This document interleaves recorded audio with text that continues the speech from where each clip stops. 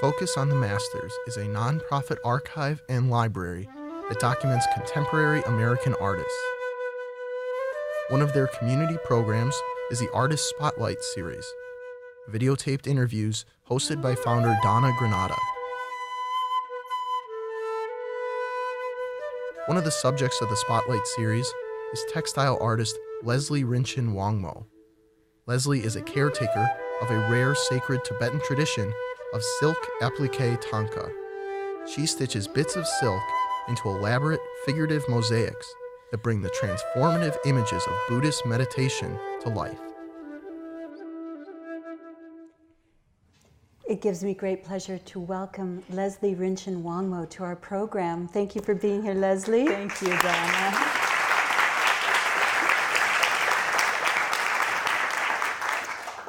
We're going to start with something very unusual. Instead of giving kind of a brief overview on you, you had the opportunity to be the subject of a wonderful documentary called Creating Buddhas. We're about to see the trailer for that film. Just very briefly share with everybody how this came about and how you were able to be documented so well and so beautifully. A wonderful woman named Isadora Leidenfrost phoned me up. I was living in India but happened to be in California at the time. And her father had some Thangkas that had been damaged in a fire and had asked her to research ways to fix the brocade. And as she researched, instead she found my website and decided that she wanted to make a film about this tradition and my work. So she called me up and asked me if I would be the subject of a film. And of course, I said yes. We're going to start our program with a 3-minute, small little encapsulated biography of you and the rarity of this medium, this incredible silk applique Tonka, incredible craft that you produce. Thank you. So here we go.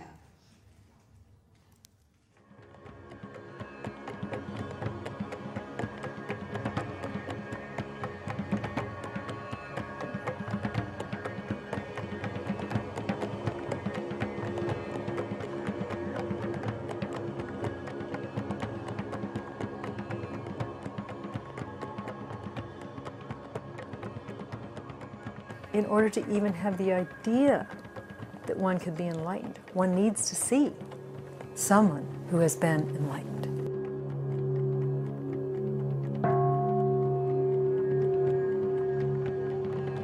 Over more than 1,500 years now, Tibet has played a major role in influencing the art of half of Asia. It's not always who we think who will carry forth a tradition. I'm carrying forth a gift that came to me from the Tibetans. Sometimes it's a Western woman whose love and devotion to the Tibetan culture and Tibetan Buddhism is her journey to awakening. For us, painting and sculpture are the two finest forms of art. But for Tibetans, applique and embroidery are an even higher art. Fabric Thangka is a silk-embroidered and appliqued art form in Tibetan Buddhism.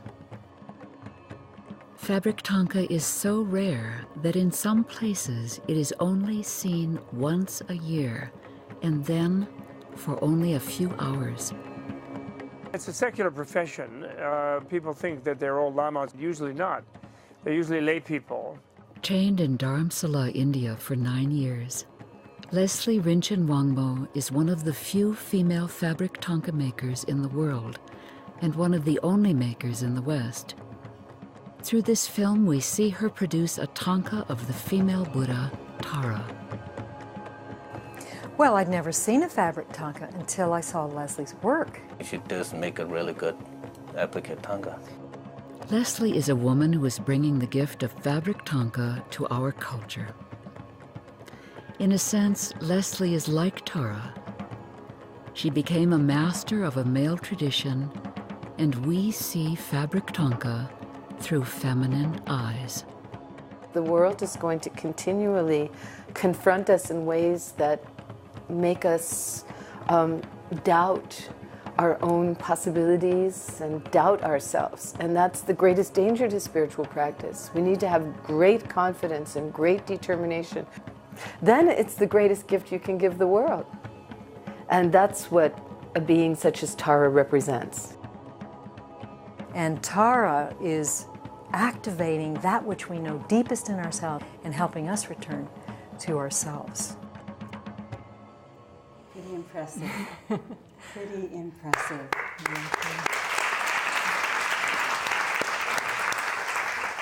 So we have to start at the beginning and find out how on earth did you come to become this incredible keeper of an amazing tradition, cultural tradition.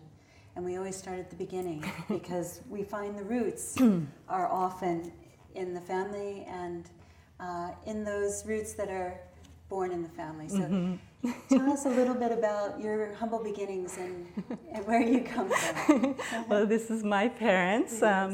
My father was born in Brooklyn, New York, grew up in a city environment. He's a patent attorney, and this is him in Coney Island, New York, on the left there. And your mom? And my mother had a more rural life. She grew up in upstate New York and in Florida later. And my mom was the daughter of an unwed mother, which in those days was called an illegitimate child, and which was a very, very heavy thing to live with. And she grew up with, surrounded by alcoholism and some violence and poverty and difficult circumstances. She's remarkable because through it all, she has maintained an incredibly positive attitude, and I think that's one of the many gifts that I've gotten from her and from my dad. Both of my parents, I think, each in their own way, have such a positive approach to life. Beautiful. And as we'll see, you are extraordinarily positive and frankly quite courageous. And you shared a little bit of your mom's story in your oral history, which was so beautiful. But, you know, meeting those challenges, overcoming challenges, and not repeating cycles and so forth is such an important aspect. And for a woman such as yourself to fly all the way to the other side of the world by yourself to do, you know, treks and all these things that you've done, incredibly courageous. Well, it's funny because it seems courageous to everybody, and I actually have lived with a lot of fear in my life and anxiety and things like speaking in front of a group of people or making a phone call even, or well, certainly the flight. You know, flying is every time the plane lands, I swear I'm never going to fly again. I'm so terrified. But going off to India, going off to a different culture, to me, was never frightening. I think I just have such a feeling that, I don't know, it's ironic because obviously in some ways I feel the world is dangerous because I'm fearful. And yet, the idea of just meeting people and just being with people with no expectations and no judgment, it's not scary to me. That's beautiful. So we'll see some of those adventures and some of the people you've met throughout the years. Your mom was an artist. Yes. My mother, very creative. I don't know at what point she started doing art, but certainly this is her before I was born, while she was pregnant with me, sculpting a bust of a mother and child. And in the home when we grew up, we also had a bust of my father, and we used to change the glasses on it to match whatever he was wearing at that period in his life. And also, she was sort of the go-to person in the neighborhood for any kind of interior decorating. We had gatherings of people around the neighborhood to work on different art projects. And she was the go-to person for designing. Yes. So you grew up in a dual religious household. Yes. And in Chatsworth in the Valley? Yes, I mean, I was born on the East Coast near Washington, D.C., but when I was just a month old, which is starting my travels early, my parents moved me across country to the San Fernando Valley. And my father came from a Jewish family, and my mother was Christian. My father, more secular person, an attitude in life, and my mother very spiritual. And so yes, this is myself and my brother celebrating both Christmas and Hanukkah. The best I of also both have a worlds. sister, but she wasn't born yet at that time. So, which is an interesting foundation once again, you know, being open to different cultures, different religion and so forth. Yes. And in fact, you were on your spiritual quest very early on. Yes. Yes. Tell us a little bit about some of your early experiences. Well, this is Ram Dass, Be Here Now, and I read it when I was 12 years old. And so Ram Dass was my first spiritual teacher and an important teacher throughout, even till today. Growing up in a mixed family, for whatever reason, early on I knew I wasn't Christian, and I thought there was just Christian and Jewish, so I was Jewish. And so most of my culture and a lot of my friends and all growing up were Jewish. But when I read this book and also was introduced to Transcendental Meditation, I felt an affinity and a resonance with Eastern thought right from the beginning, not like a conversion to something, but like it already fit. And so then as time went on, I was involved in various personal growth experiences, Est and LifeSpring as a teenager and in my 20s, and always on a path, and always a little bit, always about opening the heart, understanding our relationship to the world and ourselves more, and always connecting with an Eastern way of looking at that. So eventually you became a Buddhist. Yeah, but it's not like I became anything. It's just a constant honing, a constant refining. Beautiful. Yeah. So you shared with us that you have a challenge that you cope with, but you've been able to channel it in a very productive and proactive way. Tell us a little bit about this. Well, I suffer from what's called an impulse control disorder, or body-focused repetitive behaviors, to be really technical and all. So trichotillomania is compulsive hair pulling, and in my case, I pull out my eyebrows and eyelashes, and I bite my fingers and pick at the skin. I keep them really nicely manicured, which keeps it under control to some extent. But what I think is interesting, I mean, it's caused me great suffering at certain points in my life, because I felt ugly. I felt like a monster, I mean, in some ways, and I felt like everybody saw it. But, and I tried every way to stop it. But what happened is basically, over time, I realized that people don't notice. Everybody has their thing, and everybody's more concerned with what people are thinking of them than anything. Absolutely. Everybody's got something. Everybody's got something. And there's an element in this behavior that is like a little perfectionistic and meticulous. It's trying to fix things and make them look right. There's a little bit of skin that's out of place. There's a little hair that's not right.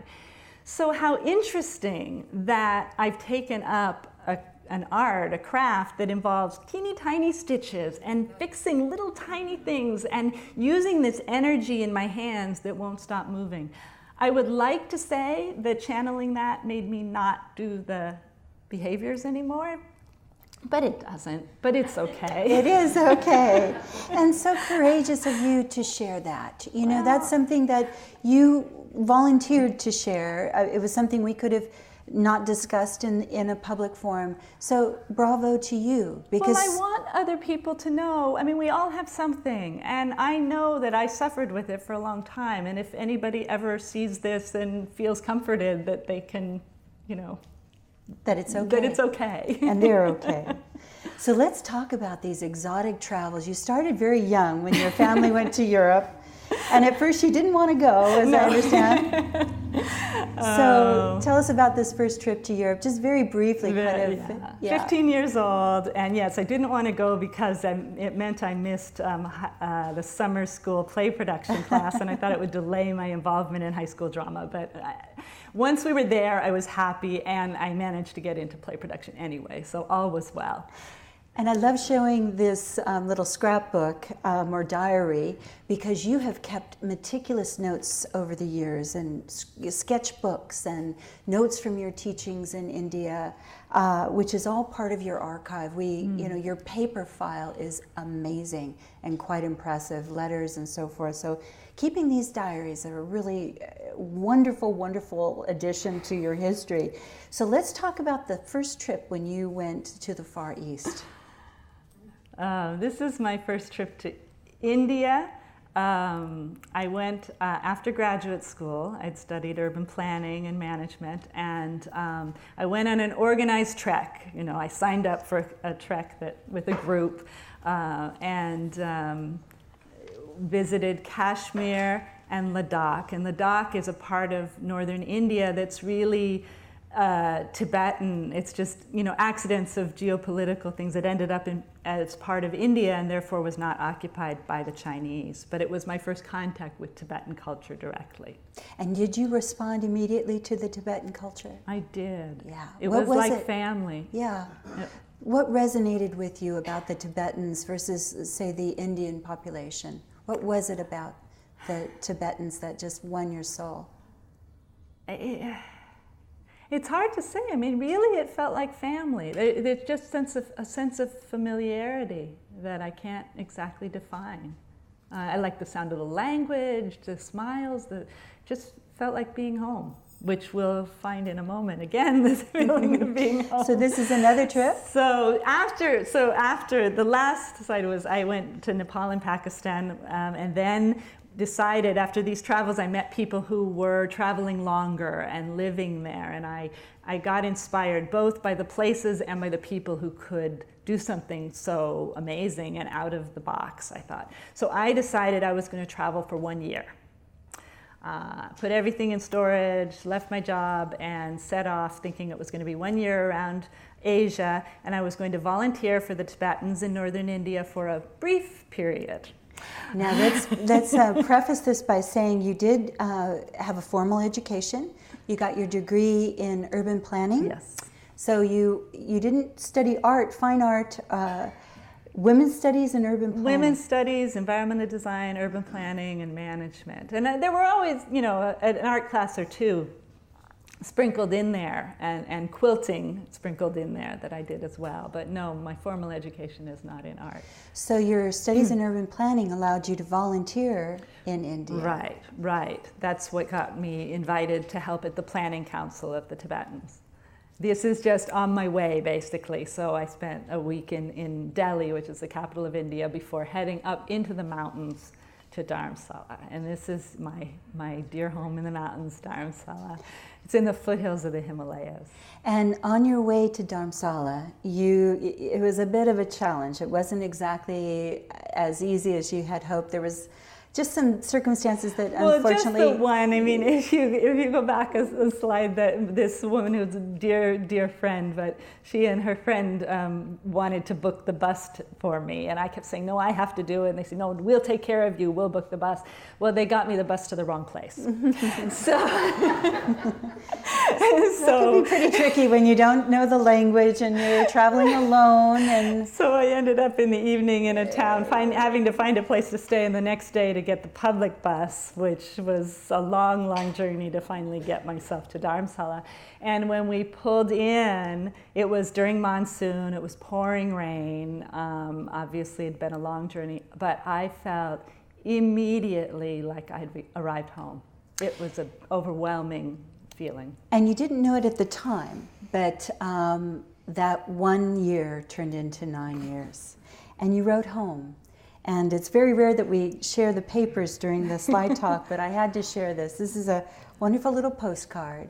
And you'll notice that at the bottom you signed off, I'm home. This is home. Yeah. So tell us about this experience in Dharamsala. Well, it was home, so it was everything. It's a community, a town of about 30,000 Indians in the foothills of the Himalayas, and it's also the home in exile of His Holiness the Dalai Lama since 1959. And so there's a Tibetan community of about 10,000 there. And this is one of the amazing things, is you just be walking along the road. This is the gate to the government offices in the library complex where I lived for a few years. And every time His Holiness the Dalai Lama would leave for teaching or visiting somewhere or come back, everyone would line up along the road to greet him. And sometimes you didn't know it was happening. You'd be coming back from the market and then, oh, His Holiness is coming, and we'd all be there to greet him. It was wonderful. Now, this was a different lifestyle than your home in Chatsworth. A little bit. Just a little bit. A little bit. But you know, it never felt strange. Always comfortable? Yeah. Never... I mean, not always comfortable. I mean, obviously, after a while, there's frustrations. I would get frustrated with things and bureaucracy and lack of quality in some things that would just fall down. But the life, buying the vegetables like that, the water that only came twice a day, having to change the gas cylinder for cooking, and all those things, the lights going out because the electricity wasn't constant. Those just felt like, I don't know, being closer to the ground, closer to what's real in some way. Wow, incredible.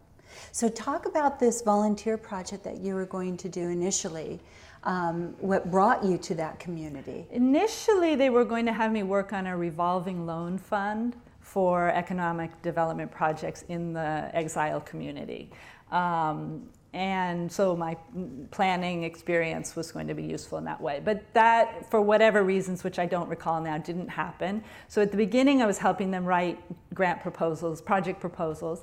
And then I took on, and this was part of deciding to stay a little bit longer and a little bit longer, through the winter. And then I took on this 1-year project to plan their first demographic census. For the Tibetans in exile. For the Tibetans in exile. And I worked with a retired Indian census official on designing that census. That's pretty incredible. And I understand 5 years later, they finally were able to do it. They finally did it, because at that time they didn't raise the funds to do it, and it kind of went in a file drawer, but finally they got back to it and did it.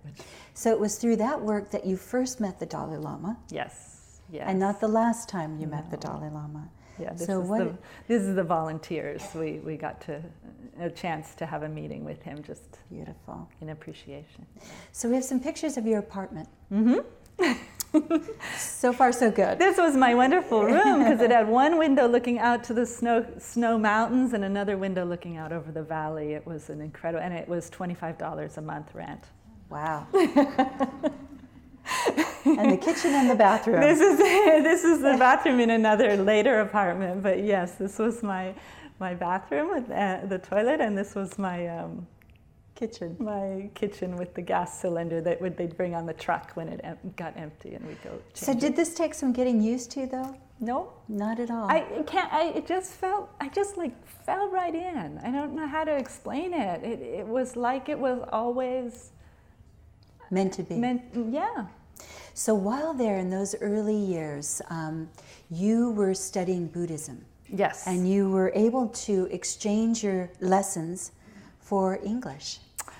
That's for language. Language. Yeah, I was studying Buddhism with Geshe Sono Rinchen,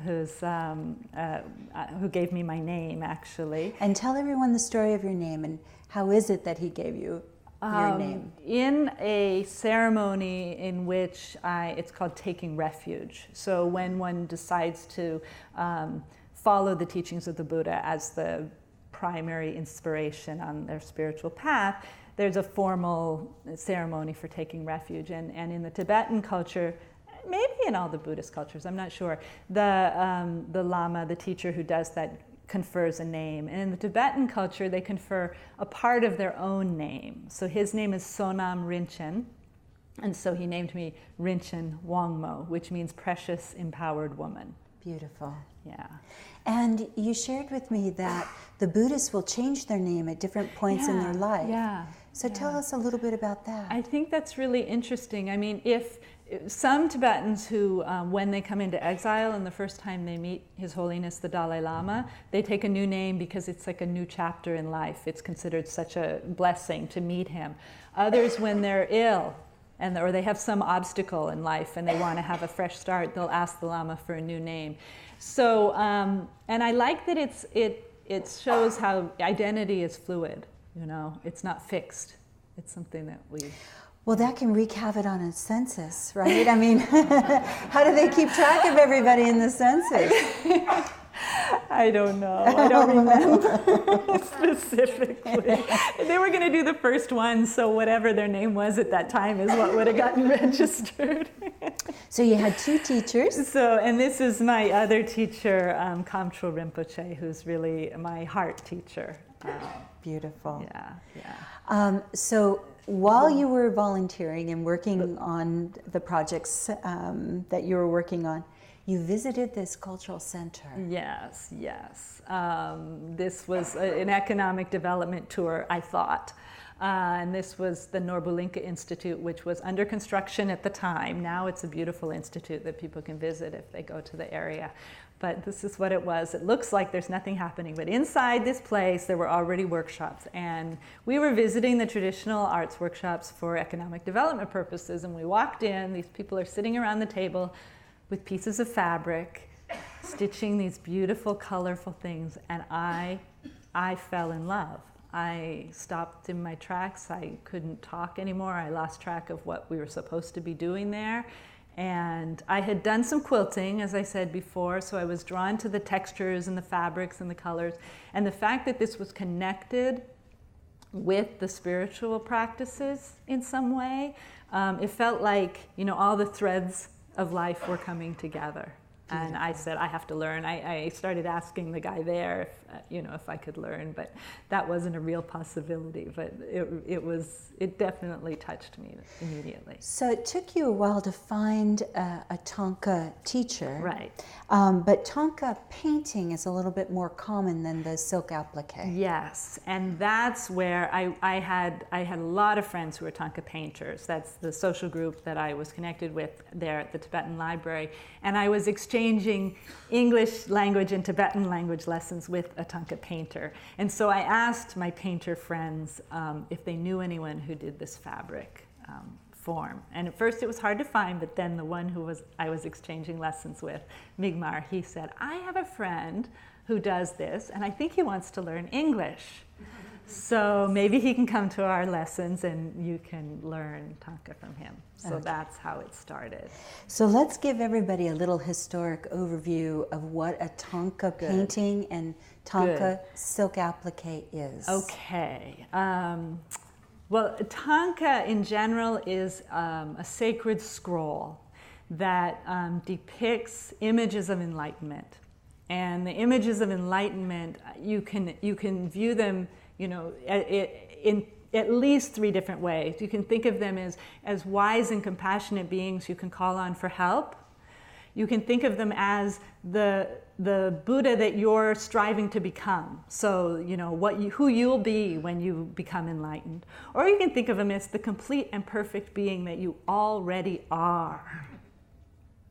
And so that's, I think, the most powerful. But anyway, the paintings are the most common, but especially for very large pieces, this tradition developed of making them out of fabric. And it's at least from, I think, the 14th, 13th century, but always much, much rarer, even in Tibet, much, much rarer than the painted Thangkas because they take longer to make, usually teams of people work on them, and they involve, they require very expensive materials.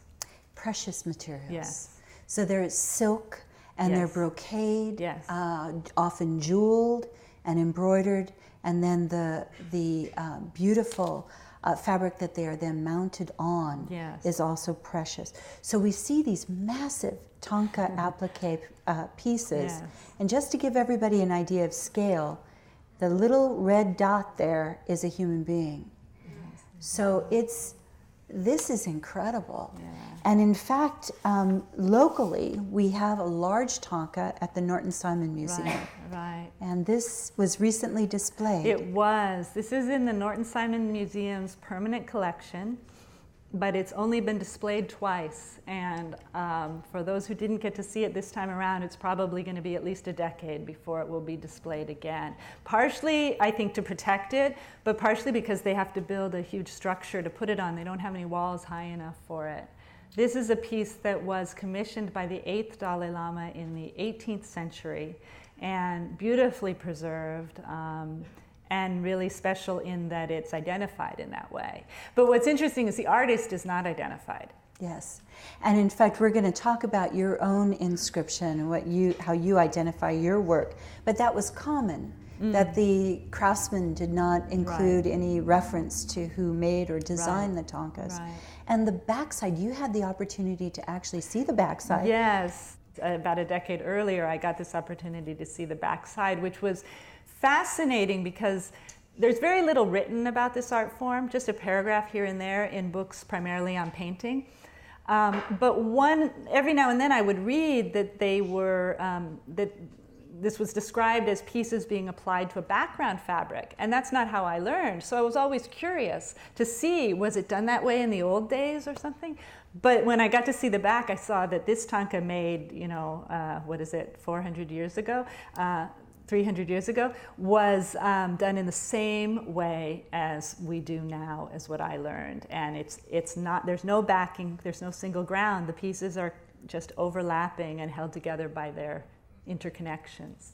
And we're going to see a beautiful, detailed description of visual description of how you do it. So I understand this gentleman was your very first teacher. Yes, that's Tenzin Gyatso.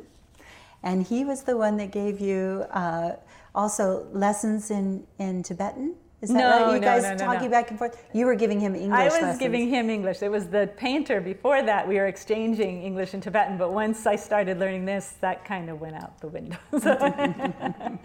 He was only about 25 years old, but he was a very, very fine artist. I don't think he was very interested in teaching at the time, but he was, and I believe still is, the finest artist of this craft in the world. And in fact, he learned from one of the great masters. He did. He learned from the Namsa Chenmo, which is the personal tailor to the Dalai Lama, who had been the personal tailor to the 13th Dalai Lama, so the one before our current Dalai Lama. And when he finally escaped Tibet and came to India, he was already probably in his 80s, and he taught Tenzin Gyatso, my teacher. And this is, I think, the last Tonka that he made.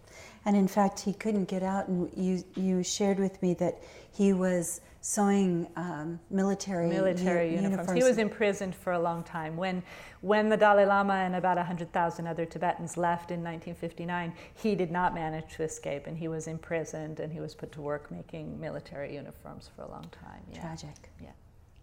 So you ended up having a second teacher. And yes. Becoming part of this incredible studio. Yes. After a while, Tenzin Gyatso had other work to do, and I was really on the path. I wasn't willing to give up at that point. So I asked more of my Tonka painter friends, and another one, Puchung, introduced me to Dorji Wangdu. And I was able to take the work that I had already done with Tenzin Gyatso and show it to Dorji Wangdu, and he let me into the workshop and allowed me to start. And I realized how precious that was, because as I worked there for the next 4 years, when Westerners came to the door, he didn't have time for them. He didn't talk to them. He'd send me to take care of them and send them on their way. So I was incredibly fortunate. So he saw in you your dedication and commitment to the craft. Yeah, even more than I knew. It's like he saw it before I realized it was there. It's more than simply a dedication to the craft, though. It is a spiritual quest, right? I mean, these are used for spiritual practice and enlightenment. Yes, so they that are. Combination in you made you a particularly inspiring student. Maybe. Yes, definitely. So we're going to see some examples from your apprenticeship, which is really quite remarkable.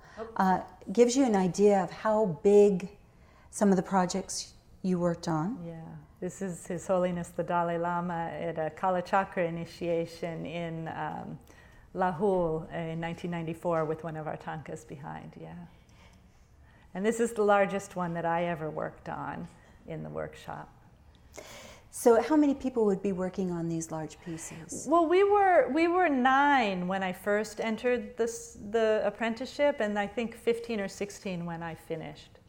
And this I made, in this Thangka, that the face and the snakes on this Nagarjuna, I remember that I made. It was the first time that I actually made the figure, you know, rather than the background things. Well, and in fact, you spent almost a year just on faces? Yes, yes. And tell everybody about that. That was actually quite an honor. Yes, well, the different apprentices, so the teacher would handle the drawing and would distribute the different parts of the drawing according to the skill level of different students.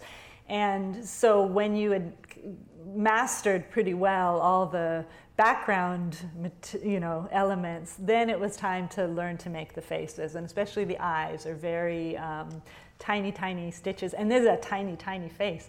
So, so then for once I was sort of, you know, moved up into that level, it was a whole year that all I did was faces.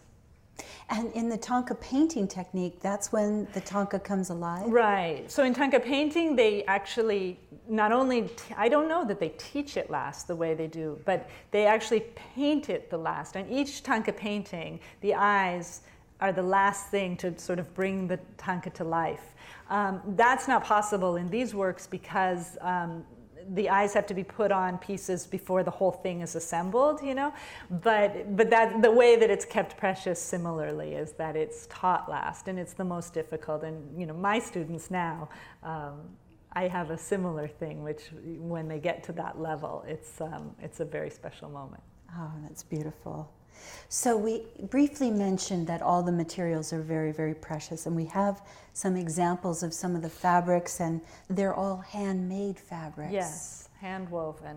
Hand-woven silk brocade. And the same kind of looms that have been used for centuries.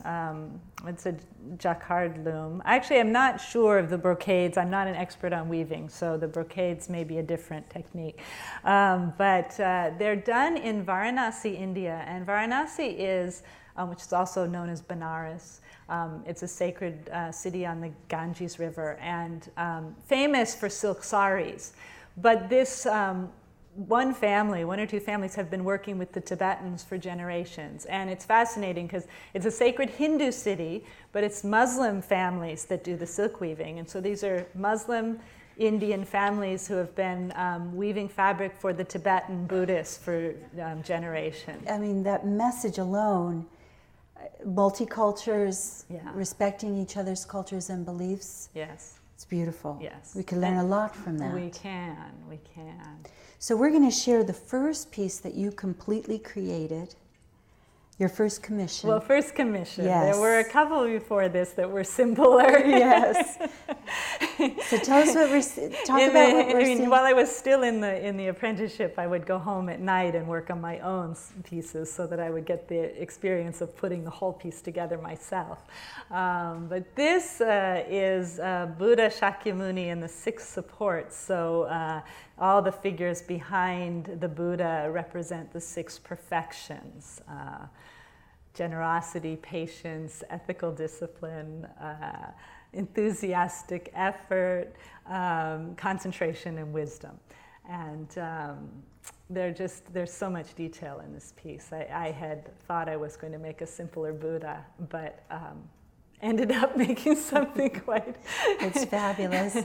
And you made this while you were in India? I was in India, living in this home, and this was my neighbor, and she would knit and I stitched. She and her 2 sisters, they would come and hang out with me a lot while we stitched. This was the home. This is in front of my home, one of my favorite homes, and with the finished Thangka stretched on a frame. And it gives you an idea of scale, certainly. But would that piece then be added to the brocade? Was it completely finished at this point, or was there another point? No, then I would put a brocade frame around it. So this was a technique that I don't always do, but I learned this from Tenzin Gyatso. Dorji Wangdu didn't do it after the Thangka was finished, because we don't work on a frame at all. It's not like some embroidery techniques that you work on a hoop or something. Don't work on a frame at all. It's all, just loose in the hands.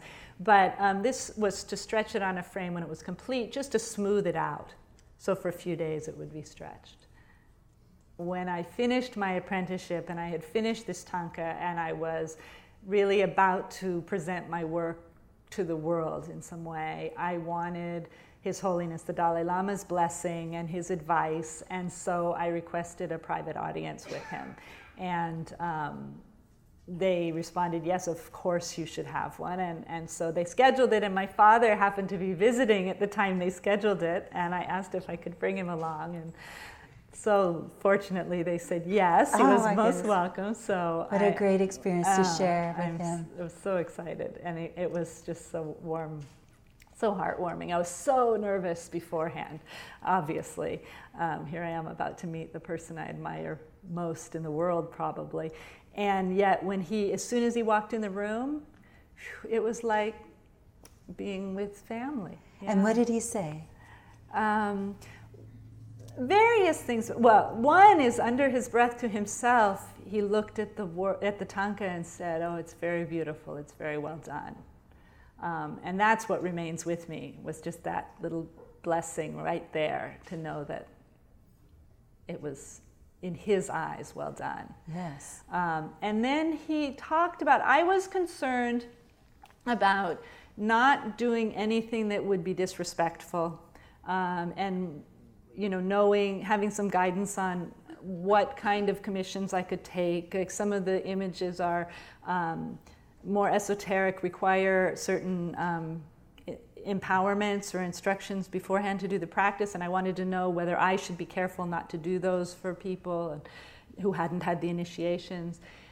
And really, to almost all my complicated sort of questions, he said, as long as they have respect, a respectful attitude, then it's not your business to check that they have the credentials or anything. He said, if someone's not respectful, just say no, don't do it. But if they have a respectful attitude, a good intention, and you do the work excellently and sincerely, and don't ever pretend to be something you're not, then it's all good, basically. Beautiful. So as you were embarking on your own career as an artist and making plans to come home and take commissions and so forth, the beauty of your dad being there, I understand the Dalai Lama, one of the first questions after you were asking for his advice and so forth, share with everyone what he said. Yeah, before he answered any questions, I don't remember what the question I asked was. Asked him what he thought about it, and the first thing he said is, well, what does Father think? He is one of the wisest men in the world, isn't he? Yes. So we're going to walk everybody through because even now people are probably wondering, how do you make such an exquisite object, and what exactly is the methodology? So we're going to start at the very beginning, and we're going to take one of your pieces and literally break it down. And you so wisely documented all the stages of making this piece. So occasionally I do. Often I get to different stages and go, oh, I should have taken a picture. But this one I kept. And who is the deity? This is Manjushri, the Buddha of wisdom. Okay. Cutting through delusion. So this is how you start. So we start with the drawing, and you can see in the corner the proportional grid. So all of the sacred images are done according to the proportions that have been handed down for centuries. And it's a finger. It's a finger, yeah, they're proportional. So everything is measured, like the face is 12 finger widths, and it really is if you measure your face. But everything is in relation to the finger. So bigger or smaller, how many finger widths each piece is. That's interesting. And it is interesting because you got to use make it with your fingers. Yeah, exactly. Okay, so you start on So then we transfer the parts of the drawing to the different colors of fabric. And here I'm embroidering the eyes. And then we outline all the pieces with silk-wrapped horsehair cord. So I take hair from the tail of the horse. I don't know if you can actually see what's happening in this picture, but and actually by hand wrap silk thread around the hair. So the hair is like a core, and the thread goes around it, and it creates a kind of a colored piping. And then with that same thread, I stitch it to the surface of the fabric along those lines that we've just transferred. So, I mean, when you really get your head around that, you're preparing the piping. Right. And I understand you can use maybe 3 strands of a horsehair or less, depending on the width of the piping that you want. Usually 3 strands, but for tiny things like around the eyes or the lips or the tips of the fingers, sometimes it's just 1 strand of hair. And you even adjust by, if you take, even in your own hair, there's coarser and finer hairs. So you can adjust the thickness of the line also by choosing 3 coarse hairs or 3 fine hairs. Incredible. And by how much thread you put around it as well. Amazing. And most often, are you using just 1 piece of thread, or are you using multiple pieces of thread? Most often, I separate, it's 2-ply thread, 2 strands, so I separate the strands so that they lay flat rather than being twisted. And I'll do sort of 1 coat and then another coat. So there's 2 threads total on it. So just getting all the pieces in order and getting your materials together, that alone is an incredible craft. So then you're putting it all together. So tell everybody what's in this photograph and help everyone understand. Well, you can see in the background there's a treadle sewing machine.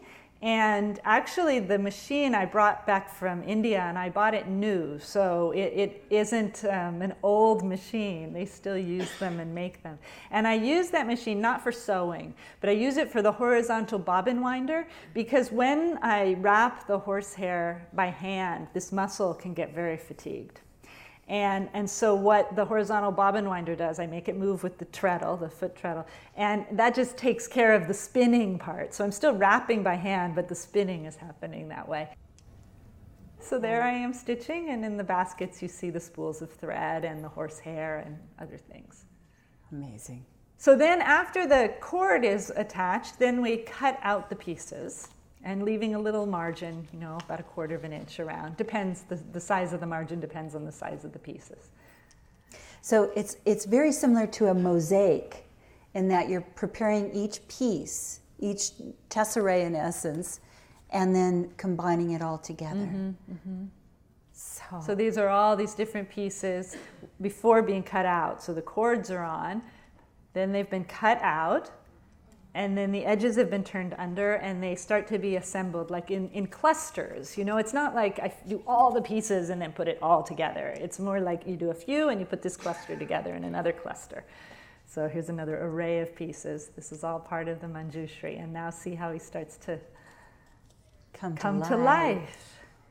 And that's an important thing about coming to life, because sometimes you'll say, we talked about the consecration, and we'll talk in a moment, I believe, about the syllables on the back. And there are these moments when it comes to life where, that's when it's really precious.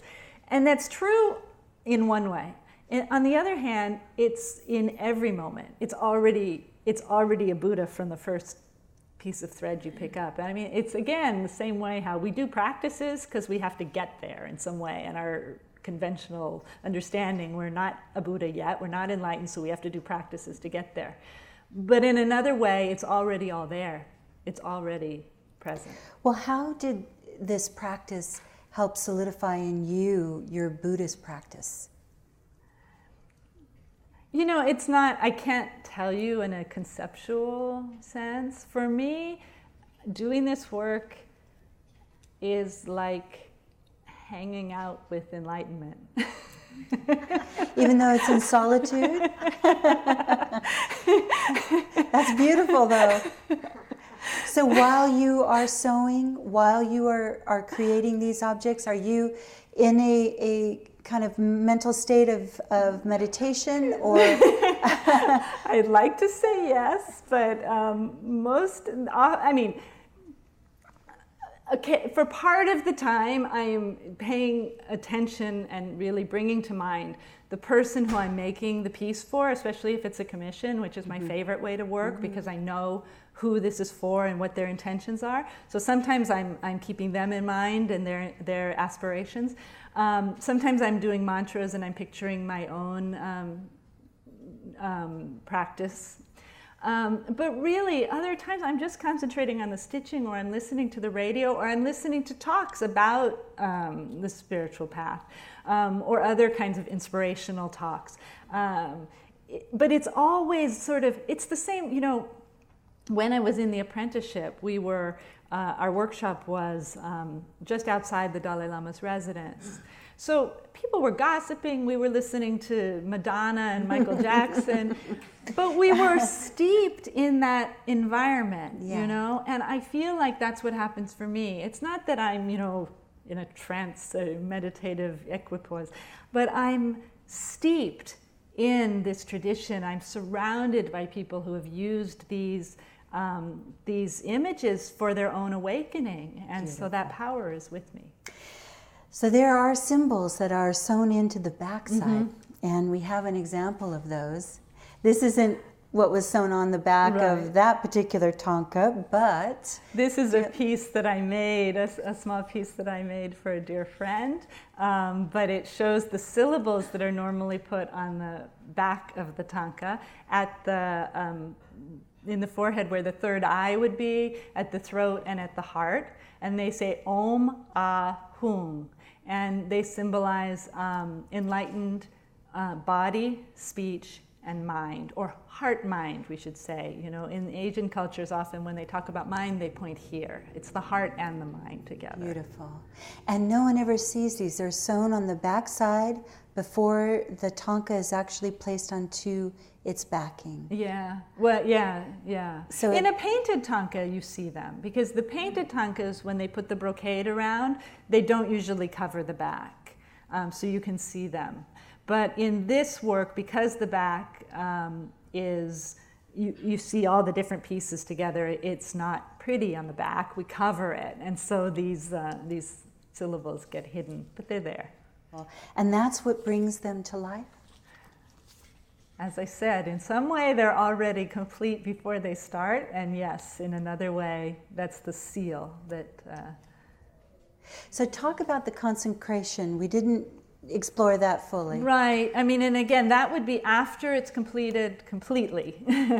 And that would not necessarily be my responsibility as the artist. It may be if somebody commissions a work and they have their own practice, or they have their own teacher, they would take the Tonka to their teacher for a consecration, a blessing. Or I have sometimes done it because I've been requested, or and there's no harm in doing it twice. So I may do it and they may do it with their teacher, but it just is bringing, the lineage of the tradition and the power and the energy of that into the piece so that it can be of greater inspiration.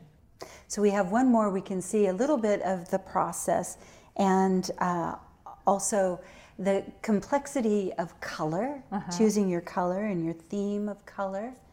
So well, these are different colors. This was a very different color palette. So as I got further away, after I completed my apprenticeship, the first few Tonkas were very faithful to the style of my teacher. And then I remained faithful in the proportions, the deities I would never mess with, but my sense of color has come into it more. So this is a much more muted tones. And this one is the goddess of learning and art and music. So we had to include this piece. So this is the back side. Yeah.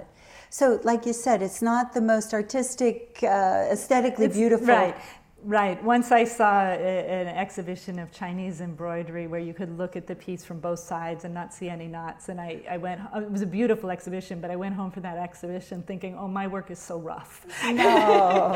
But I'm joking. I mean, I did have that feeling, but it really is a different kind of thing. But what I like I said, is there's no single ground that things rest on, and it reminds me of the Buddhist teachings, because we're all interconnected and things are it's dependent origination, so things come about because of their interconnections, not because they sit on one ground. Beautiful. Beautiful.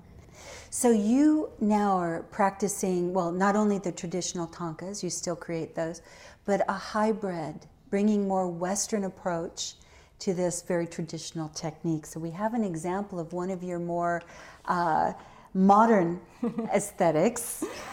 So let's talk about this and how the inspiration came about. Well, Well, the inspiration actually was first for this one that's behind us. I saw a fellow volunteer came back from a trip to Mongolia and showed a slideshow of pictures, and I saw these people wearing fabrics that looked like the fabrics I was making thangkas out of. And I said, what if I made them out of fabrics? So that was the first, and then this one is a picture of by a friend of mine, Diane Barker, taken in Tibet, and these are two nomad girls returning from a pilgrimage. They had gone to Lhasa, and one of the girls is very confident and bold, and the other one is shy and kept covering her face. So I scanned the picture in the computer and then printed it on to separate pieces of fabric, and then did a kind of patchwork of the photo, and then brought the girls to life out of the photo using the traditional techniques of the Thangka. And very different fabrics. They're not all silks. I used a plastic sacking material and some fleece and all kinds of things in that. But applying these same techniques. But using the same techniques. And then some quilting in the background, some machine quilting in the background. And it's interesting to note that your work really kind of goes straight to institution, like museums and high-profile exhibitions, because the work is so rare. That must, as an artist, I mean, everyone strives for those museum exhibitions, and you kind of, went to the front of the line, which is really quite beautiful. So this is the Pacific Asian Museum. This is the Pacific Asian Museum in 2002, yes. And I had actually applied for a contemporary gallery that they were going to have, but then sort of didn't happen. And then they said, but your work is not, it's contemporary, but not contemporary. And so it has a place in the museum itself, in one of the regular galleries. So they invited me to do this show. That was really quite an honor. Oh, and you displayed all of the different materials that you were using. It was very comprehensive. Pieces in progress, yes. And I had to borrow back all the Thangkas from people because I had no stock of Thangkas of my own. Well, how many of these pieces can you make per year? Not very many. One or two. Yes. That says something else, doesn't it? Yeah. And we were honored to be able to see an exhibition here locally at the Ojai Valley Museum. Yeah. Incredible. Yeah. Now, I understand you're teaching. You're carrying on this master-apprentice tradition. And good for you. It took a while to figure out how to teach, because I would get inquiries from people all over the world, and I couldn't go to each place to teach one or two people, and you can't teach much in a weekend workshop. I mean, even now I've developed some shorter workshops, but the problem is that to learn to wrap the horsehair, which you have to do before you can do any of the other steps, takes a while. Yes. You're not going to learn it in an afternoon. So finally, I figured out through the insistence of one of woman who became my first and is now my most advanced student, I figured out that I could do an online program.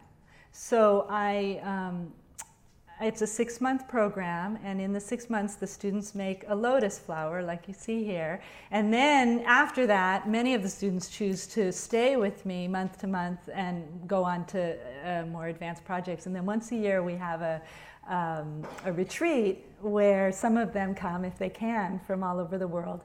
And it's not an apprenticeship in the same way as mine was, where we're all working together on one piece, right? But I try to include as many elements of the apprenticeship as I can. So we have calls together every month, and then when they do come to the retreat together, we do a collaborative project. It usually takes 2 or 3 years for that project to get finished, but at least there is that experience of working together and contributing to a greater whole. Beautiful.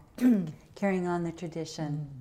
You also, people can go to your website and sign up for weekly wake up. Yes, every week I send these out by email, and it's just, for someone who may not be able to have a Thangka of their own, they can see a detail of the work and an inspiring quote that comes from Buddhist teachings or is in alignment with Buddhist teaching.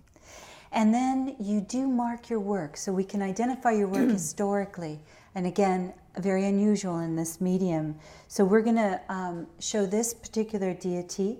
It was our wonderful opening image. This is Chenrezig Avalokiteshvara, the Buddha of compassion. Compassion. This is what it looks on the back side. Yeah. And this is your mark? Yes. This is a seal that was designed by Tashi Mannix, who is a British, he used to be a Tibetan monk, and he does amazing calligraphy and has learned the traditional scripts that were used in the chops and the seals between Mongolia and Tibet and China. And so it says my name Rinchen, and it has the lotus below and the sun and moon above, and then I sign my name Leslie across the corner. And many, traditionally the artists of the Thangkas did not sign them, but some of them are starting to now, in some way, to mark them. Yeah. This particular piece is a hybrid again, very similar to what we were talking about earlier, the colors and the approach. So tell us what's more contemporary within this piece in contrast to the pieces that you're sharing with us on the stage. Yeah, well the deity, the figure itself is completely traditional, and it's done with the silk brocades and satins, silk satins from Varanasi. It's, as I said, the Buddha of compassion, and the Dalai Lama is considered to be an emanation of this Buddha of compassion, and it's also the practice that I follow most closely. But the colors are different because these sort of the purples and turquoise colors are not traditionally used. And the background is a hand-dyed cotton sateen that is machine quilted. And then the border background fabrics are contemporary quilting cottons, again, machine quilted. So that's what makes them different. Because these traditional ones are not quilted. They're pieced and then set in brocade, whereas this piece is actually quilted. What a great note to end on. Oh my gosh, it's just incredible. I just feel so honored that you're so giving and so generous with your time and the resources that you shared with us. It's a file that is truly unique and very, very special. Thank you. So I'm honored. Well, Thank I'm you. honored. Oh my gosh, thank you, Leslie.